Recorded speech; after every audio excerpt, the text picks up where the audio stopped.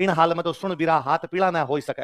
इस हालत में तो क्या नहीं कर सकते, हाथ पीले मतलब क्या गया। हिंदू वाट की लड़ाई होती है, हिंदू वाट वाली लड़ाई में भी कौन जीत जाता है, अमीर। अलाउद्दीन को लगा और पार पड़ेगी नहीं, तो उसने किसको अपनी तरफ मिला लिया, रति पालो रणमल, और उन्होंने किले का पानी खराब कर दिया, और किले का क्या खराब कर दिया, अनाज खराब। अब दो तरीके हैं, या तो आप सरेंडर कर दो या आप लड़ाई कर लो। लड़ाई करोगे तो आपकी सेना कम और दुश्मन की सेना ज्यादा, तो आपका मरना पक्का है। उनका कोई बात नहीं, लड़ते हुए मारे जाएंगे, लेकिन इसके सामने सरेंडर तो करेंगे नहीं। और एक दिक्कत दूसरी आई मध्यकाल के अंदर जाके, पहले ही दिक्कत नहीं थी, अभी ये दिक्कत आई जब से बाहर से ये तुर्कों के अटैक होने शुरू हुए तब से।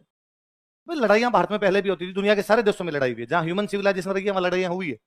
पर पहले यह था एक राजा दूसरे राजा से लड़ता है, क्या रिजल्ट हो सकता है, या तो दूसरा राजा हार जाएगा या दूसरा राजा लड़ता हुआ मारा जाएगा, दो कंडीशन हो सकती है। किसी भी कंडीशन में जो जीता हुआ राजा है वो यदि मान लो सामने वाला राजा हार गया, तो उसको बाद में कहता है कि भाई तू यहां से तेरा डेरे उठा, इस राजधानी मेरी है, तेरे को और कहीं जाके रहना पड़ेगा और मेरे अंडर में काम करना पड़ेगा। यही होता था, सामंत बना लिया करते, अपने अंडर में रख लेते। जैसे हमने पढ़ा कि चौहानों ने दिल्ली के तोमरों को अपना क्या बना लिया, सामंत बना लिया। मान लो वो राजा लड़ता हुआ मारा गया, तो उसके परिवार को कहते निकलो भाई, ये राजधानी तो मैं कब्जे करूंगा, तुम वहां जाके रह सकते हो मेरी तरफ से। यही होता था। अब एक दूसरा आया, अब यह था कि यदि सामने वाला राजा लड़ता हुआ मारा गया, तो ये जो तुर्क थे ये महिलाओं को उठा के ले जाते, बच्चों को उठा के ले जाते, बच्चों को ले जाके बेच दिया करते, महिलाओं को स्लेव बना लिया जाता, दास बना लिया जाता, उनको उनको बलात्कार वगैरह किए जाते, उनको फेंक दिया जाता, कहीं बेच दिया जाता उनको अलग अलग देशों में। तो बड़ी सामने दिक्कत आई।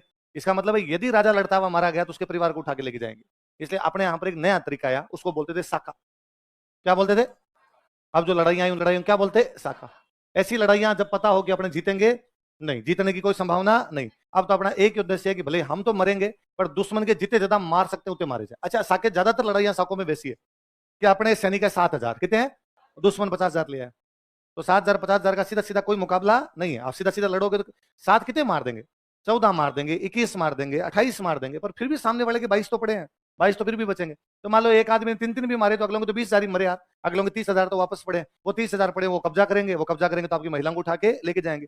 ऐसी लड़ाइयां जिनमें जीतने की संभावना नहीं होती, उनमें जब लड़ाई सॉरी जीतने की संभावना नहीं होती, यह था कि आप तो लड़के मरना ही है, उसमें जब जाते उससे पहले जो महिलाएं होती थी वो सारी खुद की आग लगा लिया करती कि भाई जब पूरा परिवार ही जल रहा है तो हम भी, यदि पूरा परिवार ही मर रहा है तो हम भी जल जाएंगे, तो कोई दिक्कत ही नहीं।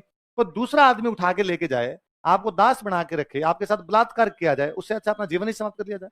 जीवन का उद्देश्य सांस से चलना थोड़ी है, जीवन का उद्देश्य गरिमा युक्त जीवन। कैसा जीवन है, लाइफ विद ऑनर, जिस जीवन में सम्मान हो। वरना किसी आदमी को आपको कह दिया जाएगा साहब आपको कमरे में बंद रखा जाएगा, सुबह शाम आपकी पिटाई की जाएगी, खाना दे देंगे, या मतलब तुम पिटाई नहीं भी की जाएगी, आपको खाना दे देंगे, तो भी कोई आदमी चाहेगा ना। केवल जिंदा रहना जीवन नहीं है, जीवन का मतलब बहुत कुछ है भाई साहब अलग। तो वो जो होता था, महिलाएं जल जाया करती, उसको बोलते जौहर। क्या बोलते थे, महिलाओं के जौहर करने के बाद पुरुष जो होते थे वो केसरिया कपड़े पहनते, कैसे कपड़े, और केसरिया कपड़े पहन के बाहर लड़ने के लिए जाते। केसरिया का मतलब